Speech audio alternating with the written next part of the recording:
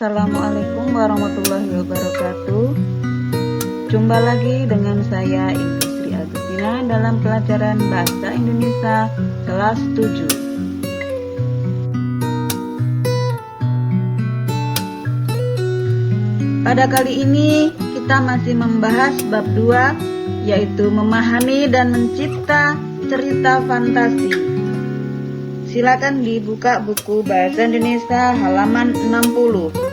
Kita akan menelaah struktur dan bahasa cerita fantasi.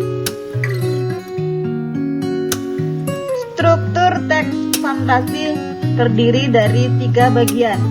Yang pertama adalah orientasi, yang kedua komplikasi, dan yang ketiga resolusi.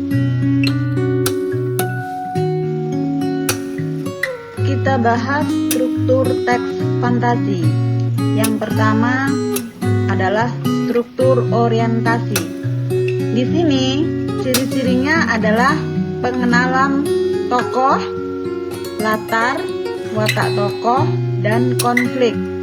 Contohnya bisa kamu lihat di bacaan halaman 60, belajar dengan Gajah Mada. Di situ orientasinya yaitu Minggu pagi yang cerah, Andi, Handi, dan Dani berada di Candi Bulan. Yang kedua, struktur komplikasi. Di sini ciri isinya berisi hubungan sebab akibat sehingga muncul masalah, hingga masalah itu memuncak. Contohnya, di mana kita? Tempat apa ini? Tiba-tiba di hadapan mereka muncul laki-laki bertubuh kekar. Yang ketiga, struktur resolusi. Cirinya berisi penyelesaian masalah dari konflik yang terjadi. Contohnya, ya, kita harus memiliki perilaku yang baik. Dani berteriak lantang. Berikutnya pola pengembangan struktur cerita fantasi. Yang pertama, orientasi. Orientasi bisa dikembangkan dari deskripsi latar. Bisa juga dikembangkan dari pengenalan tokoh maupun dikembangkan dari pengenalan konflik.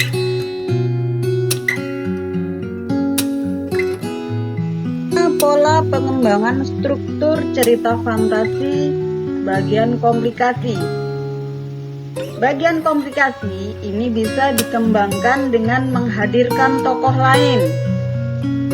Bisa juga dikembangkan dengan mengubah latar maupun dikembangkan dengan melompat pada zaman yang berbeda. Bisa masa lampau atau masa depan. Pola pengembangan struktur cerita fantasi yang ketiga yaitu resolusi. Resolusi bisa dikembangkan dengan lompatan waktu. Bisa juga dikembangkan dengan sebab akibat yang unik dan dikembangkan dengan surprise atau kejutan. Selanjutnya adalah ragam alur cerita. Di sini ada 3 tipe-tipe. Yang pertama, pengenalan, kemudian terjadi rangkaian kejadian, kemudian klimaks, dan terakhir resolusi. Tipe yang kedua dimulai dari mulai terjadi masalah, kemudian klimaks, dan resolusi. Tipe yang ketiga, pengenalan, rangkaian kejadian, dan klimaks. Kemudian akan kita bahas unsur kebahasaan teks cerita fantasi.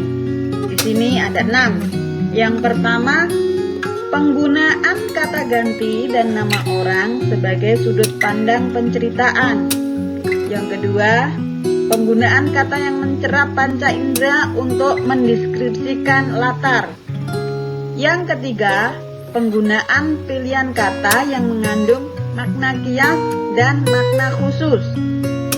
Yang keempat, penggunaan kata sambung penanda urutan waktu. Yang kelima, penggunaan kata atau ungkapan keterkejutan. Dan yang keenam, penggunaan dialog atau kalimat langsung. Nah, dari penjelasan tadi, kemudian silakan kerjakan tugas mandiri. Bacalah cerita Belajar dari Gajah Mada, buku Bahasa Indonesia kelas 7, halaman 60. Kemudian buatlah telaah struktur teks fantasi dengan melengkapi paparannya. Tulislah hasil evaluasi kalian dalam tabel berikut. Kerjakan sesuai dengan tabel yang seperti ini.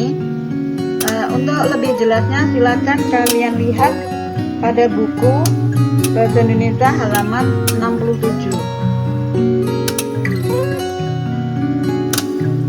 Demikian pembelajaran kita kali ini. Jangan lupa tugasnya dikerjakan. Sekian, terima kasih. Wassalamualaikum warahmatullahi wabarakatuh.